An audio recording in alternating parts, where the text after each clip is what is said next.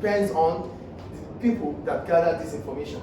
If you are using experts to gather information, you are expected to get an accurate information or accurate statistic. But if the country lacks expertise, so whatever the country brings back, whatever the country puts in terms of gathering information, it might not be accurate.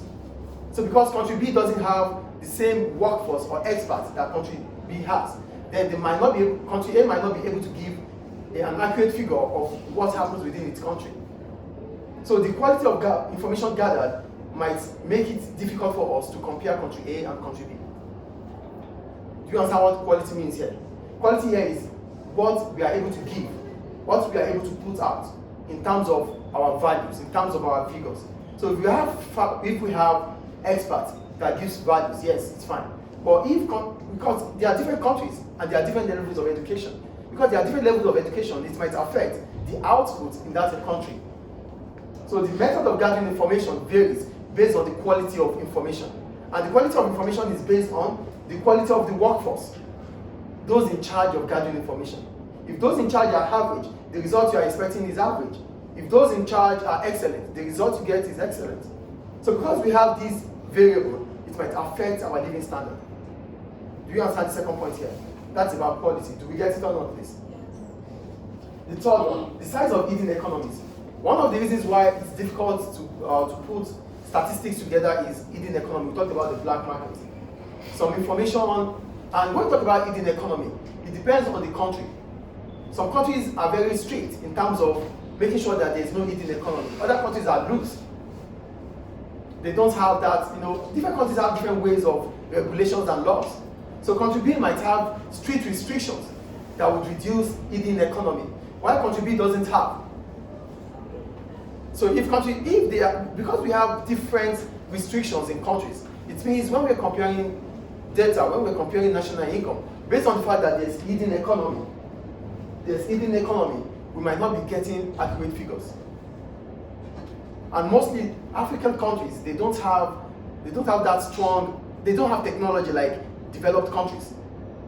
They cannot invest more in technology like developed countries. So developed countries might be able to manage their hidden economy, unlike African countries. So because African countries might not be able to manage their hidden economy, it means whatever figure they have in terms of national income might not be accurate.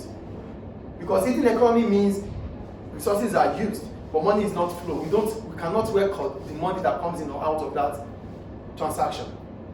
We use resources, but there's no record for the transaction in terms of money that goes in or out. So how well we are able to manage our economy also depends on that. Do you get hidden economy here? Do we understand hidden economy? And hidden economy is an economy that bypasses government regulation. And if a transaction bypasses government regulation, it means government will not have record of that transaction. And because government doesn't have record of that transaction, it cannot be accountable for. It cannot be accounted for the national income. Do we understand? Do you understand, please?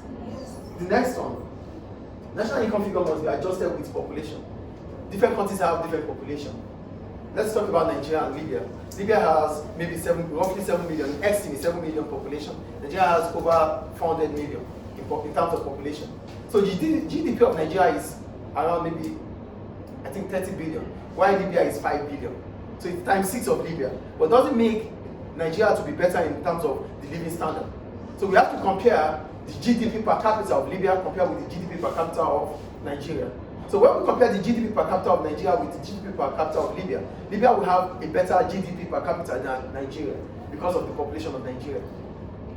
Do you get the point here? The GDP of Nigeria is much more higher than the GDP of Libya.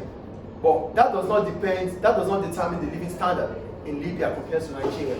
The living standard will be determined by the GDP per capita. And when we talk about the GDP per capita, we're talking about the GDP divided by the population. So now Libya has fewer population than Nigeria. So which means the GDP per capita of Libya will be higher than the GDP per capita of Nigeria. So now how do we base it? Are we going to base it on GDP or GDP per capita? So it is difficult to compare. Do you get the point here?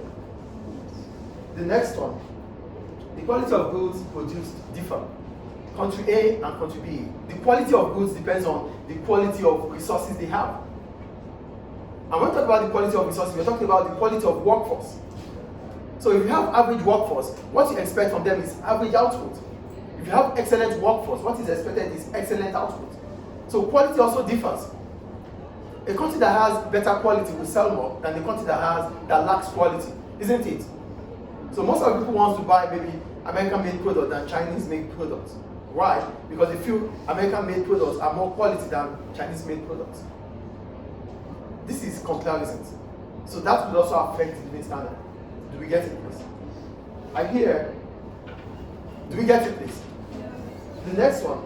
Countries spend different proportion of their national income on defense, and this does not significantly impact on the living standard. When we talk about defense, we're talking about the security of a country, national security. Some countries will spend so much on national security, maybe because they have war. Countries like Syria, they might spend more of their national income, more of their GDP on war to ensure that they are safe. So how do we compare a country that spends so much in terms of defense to a country that there's no war, a country that does not witness any war? Do you get the point here? Not that the country at war doesn't make money too, it makes. But what it spends it on is different from what other countries spend it on. So you won't be able to compare the living standard in that situation. Do we get it? The next one, and the last one, sorry.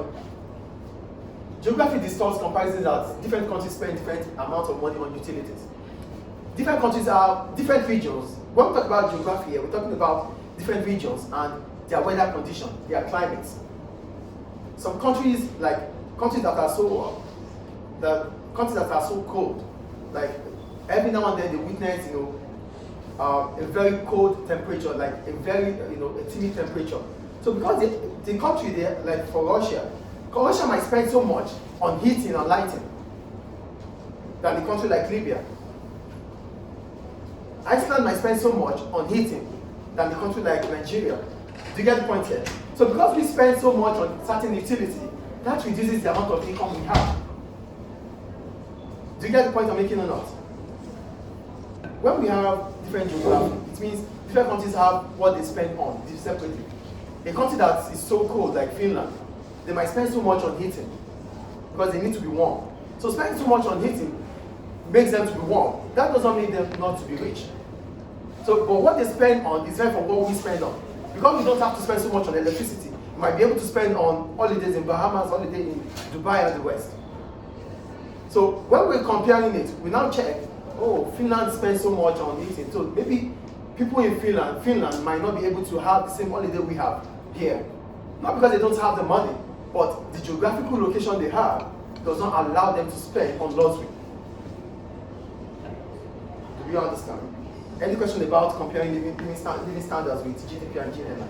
So literally what we're saying is GDP, GNI are figures of our countries. But it is difficult to use them when we have to compare country A with country B based on these following reasons: accounting concept, geographical location, the quality of goods and services, the quality of experts that gather those information. Are they clear? Thank you.